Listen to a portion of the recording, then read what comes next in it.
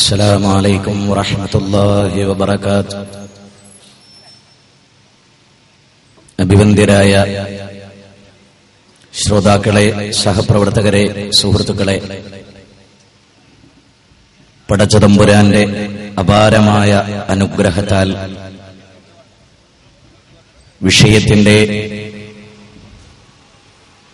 രണ്ടാം ഭാഗത്തേക്ക് പ്രവേശിക്കുകയാണ് നമ്മൾ. റോഡ് സൈഡുകളിലും പരിസരങ്ങളിലുമൊക്കെ നിൽക്കുന്ന ആളുകൾ സദസ്സിൽ തയ്യാർ ചെയ്യപ്പെട്ടിട്ടുള്ള കസേരകളിലേക്ക് വന്നിരുന്നാൽ സദസ്സിന്റെ ഭംഗിയും കാര്യങ്ങൾ ഗ്രഹിക്കാനുള്ള സാഹചര്യവും നമുക്ക് ലഭിക്കുന്നതാണ്. ആയതിനാൽ എല്ലാ ഓരോ ആളുകളും ജാതി മത ഭേദമന്യേ കസേരകളിലേക്ക്, ഉള്ള സൗകര്യങ്ങളിലേക്ക്, റോഡിന്റെ ഈ സൈഡ് വശത്തിലേക്ക് വന്നു ചേരണമെന്ന് ഓർമ്മപ്പെടുത്തുകയാണ്. ഇസ്ലാം എന്ന പദത്തെ സംബന്ധിച്ച് ഒരൽപ്പം സൂചിപ്പിക്കാൻ ആഗ്രഹിക്കുകയാണ് ഞാൻ. പ്രിയപ്പെട്ടവരെ, ലോകത്ത് ധാരാളം മതങ്ങളുണ്ട്. അത്ഭുതം എന്താണ് എന്ന് ചോദിച്ചാൽ,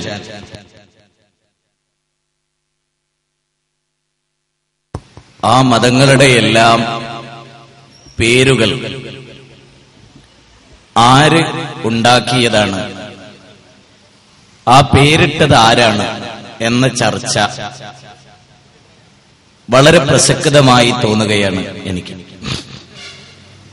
നിങ്ങളെല്ലാവരും ഏകാഗ്രമായി ഇനി ഞാൻ പറയുന്ന കാര്യങ്ങൾ ശ്രദ്ധിക്കണം. ജൈനമതം നിങ്ങളെല്ലാവരും കേട്ടിട്ടുണ്ട്. ബുദ്ധമതം, ലാവോയിസം, ക്രിസ്ത്യാനിറ്റി, ഹിന്ദുയിസം, ഇതെല്ലാം നമ്മൾ കേട്ടിട്ടുള്ള മതങ്ങളാണ്. സഹോദരങ്ങളെ, ക്രിസ്തുമതം എന്ന് ആ മതത്തിന് പേരിട്ടത് യേശുക്രിസ്തുവാണോ? അല്ല. ഹിന്ദുയിസം എന്ന് എങ്ങനെ പേര് വന്നു? നമുക്കറിയാം, ഇൻഡസ് വാലി സിവിലൈസേഷൻ, മോഹൻജോദാരോ ഹാരപ്പൻ സംസ്കാരം, ഇൻഡസ് വാലി സിവിലൈസേഷൻ, മെസപ്പൊട്ടോമിയൻ സംസ്കാരം, ഈജിയൻ സംസ്കാരം, ബാബിലോണിയൻ സംസ്കാരം, ഇങ്ങനെ അനവധി സംസ്കാരങ്ങളെ സംബന്ധിച്ച് നമ്മൾ കേട്ടിട്ടുണ്ട്. മെസപ്പൊട്ടോമിയ എന്ന പദം ഗ്രീക്ക് പദമാണ്. രണ്ട് നദികൾക്കിടയിലുള്ള സ്ഥലം എന്നാണ് അതിന്റെ അർത്ഥം. രണ്ട് നദികൾക്കിടയിലുള്ള സ്ഥലം, യൂഫ്രട്ടീസിന്റെയും ടൈഗ്രീസിന്റെയും ഇടയിലുള്ള ഒരു സംസ്കാരം, അതാണ് മെസപ്പൊട്ടോമിയ എന്ന് പറയും. ഇന്ത്യ എന്ന് പറയുന്ന രാജ്യത്തെ പേർഷ്യക്കാർ, അവര് ഹി എന്ന പദം, അതുപോലെ സി എന്ന പദം, സി സിന്ധു നദീതട സംസ്കാരം, സിന്ധു നദീതടത്തിൽ ജീവിച്ചവരെ അവർ ഹിന്ദുക്കൾ എന്ന് വിളിച്ചു. ഒരു നാട്ടുകാരെന്ന നിലയിലാണ് അവരെ ഹിന്ദുക്കൾ എന്ന് വിളിച്ചു പോകുന്നത്. ഹിന്ദുമതം എന്ന ഒരു മതം ഇല്ല എന്നാണ് ഹൈന്ദവ പണ്ഡിതന്മാരെല്ലാം പറയുന്നത്. അതൊരു സനാതന ധർമ്മമാണ് എന്നാണ്. അപ്പൊ ഈ മതങ്ങളെല്ലാം, ജൈനമതം പേരിട്ടതാരാ? ദൈവമാ? അല്ല. ബുദ്ധമതം എന്ന് പേരിട്ട ദൈവമാണോ? അല്ല. ദൈവം പേരിട്ട ഒരേ ഒരു മതം, അത് ഇസ്ലാം എന്ന പദമാണ്. ഒരു വ്യക്തിയുമായ ആ പദത്തിന് ബന്ധമുണ്ടോ? മുസ്ലിങ്ങൾ ആദ്യം മനസ്സിലാക്കണം. ഒരു ഗോത്രവുമായി, ജൂതമതം ഒരു ഗോത്രത്തിന്റെ പേരിലാണ്.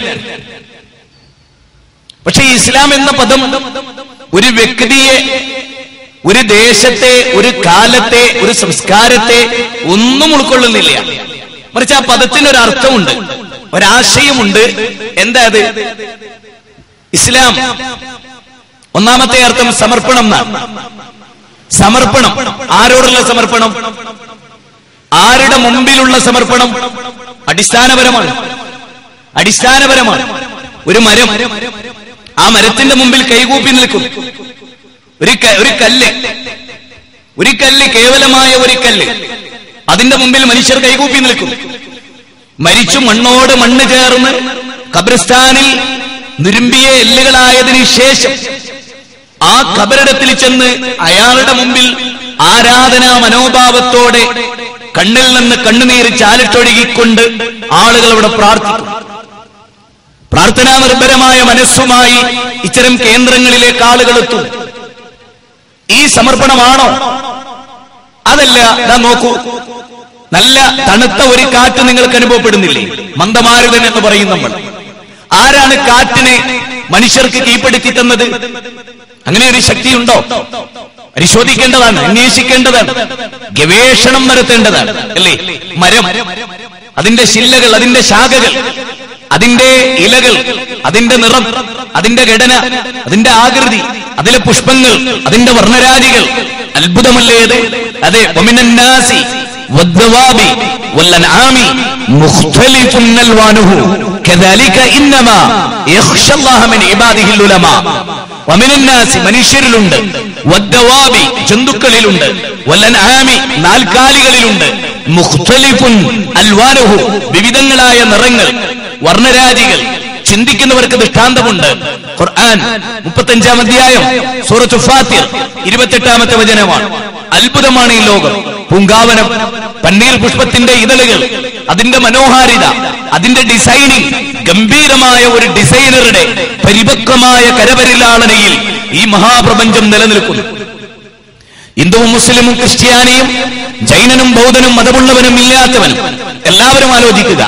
ഈ കണ്ട മഹാപ്രപഞ്ചം, സപ്തസാഗരങ്ങൾ, അല്ലേ? സപ്താകാശം, സപ്തഭൂമി, എല്ലാം, അല്ലേ? ഇതെല്ലാം ആലോചിക്കാം.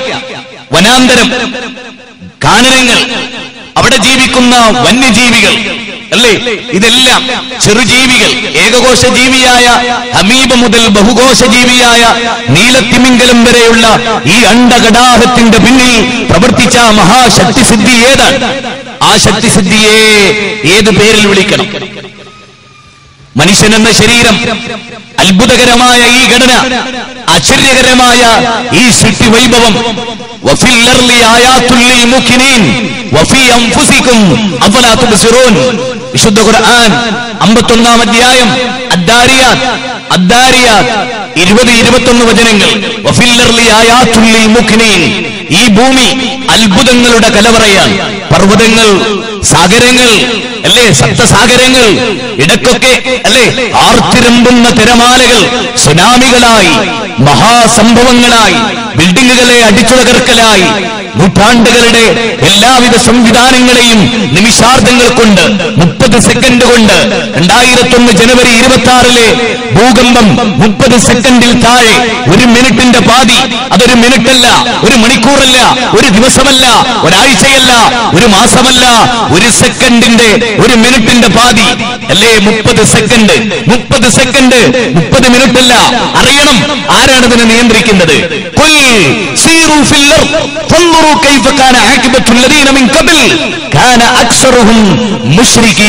ഖുർആനിലെ 30-ാം അധ്യായം സൂറത്തുർ റൂം 42-ാമത്തെ വചനമാണ്. മനുഷ്യരെ, നിങ്ങൾ ഭൂമിയിലൂടെ, സാൻ ഫ്രാൻസിസ്കോയിലൂടെ, ആർമീനിയയിലൂടെ, ജർമ്മനിയിലൂടെ, അതേ ജപ്പാനിലൂടെ, അതേ ബാംപ്രദേശമെന്ന ഇറാനിന്റെ 2000 കൊല്ലത്തിന്റെ സംസ്കാരത്തെ തിന്നിട്ട വൈക്കോൽ കൂട്ടങ്ങളെ പോലെ നിമിഷാർദ്ധം കൊണ്ട് തകർത്ത ഭൂകമ്പം. ഇദാ സുൽസിലത്തിൽ അർളു സിൽസാലഹാ വഅഖ്റജത്തിൽ